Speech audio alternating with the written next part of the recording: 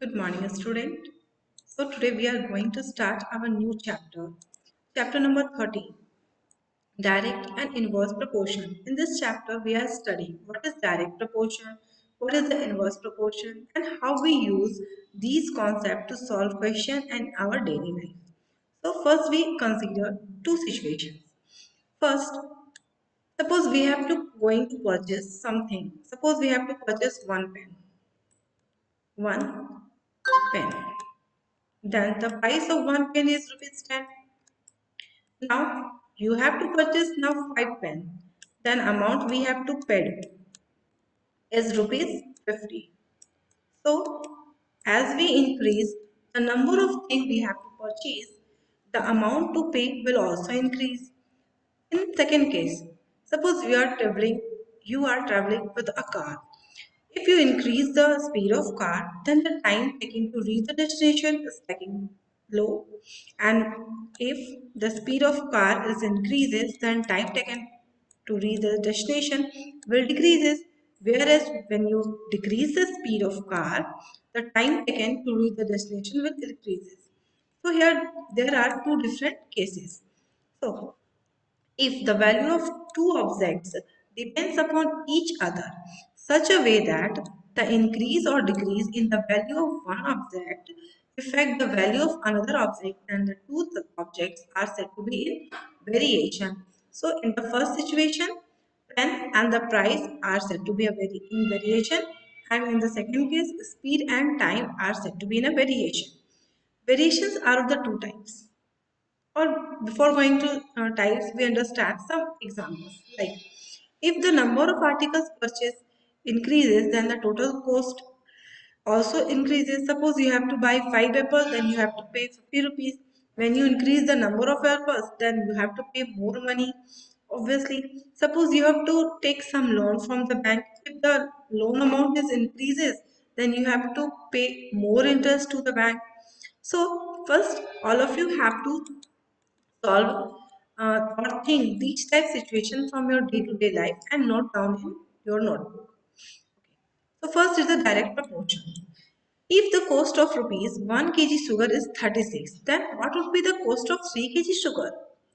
This is 108 rupees. Now here I am making a table in which I will write in a one section weight of the sugar and the second section I will write the cost in the rupees. So when I have to purchase 1 kg sugar, I have to pay 36 rupees.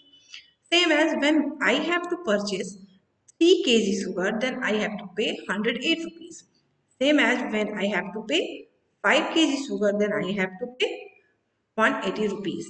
Okay, here we can observe that when we increase the weight of the sugar by a fixed amount, then we have to multiply this fixed amount to the cost also.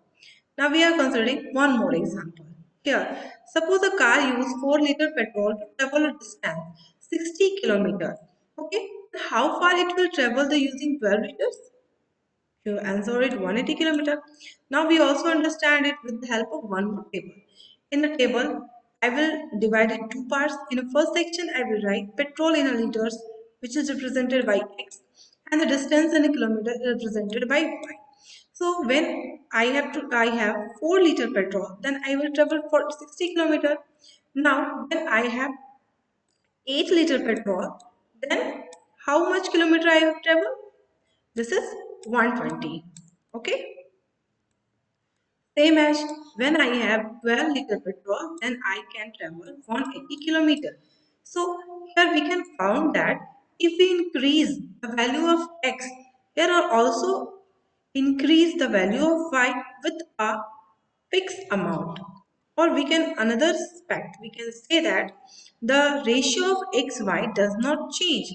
In the first section, the ratio of xy is 1 by 15. Same as here the ratio of xy is 1 by 15. Here ratio is 1 by 15. So if x and y are in the direct proportion, if x by y is equal to k or a constant. Okay. So the direct proportion. If two quantity x and y are said to be in direct proportion, if increase in x increases the y, and decrease in x decreases the y, but the ratio of their respective values must be same. Okay, suppose x and y will be in a direct proportion, then x by y is equal to constant, then x by y is equal to constant. Suppose I will write it here, x by y is equal to constant.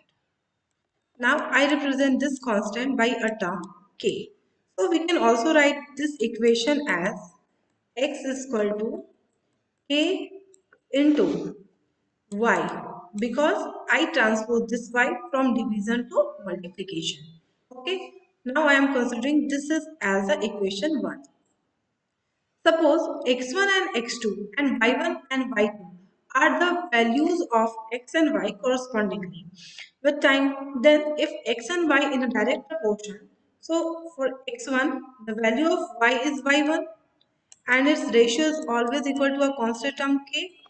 So now I considering this is as a equation 2.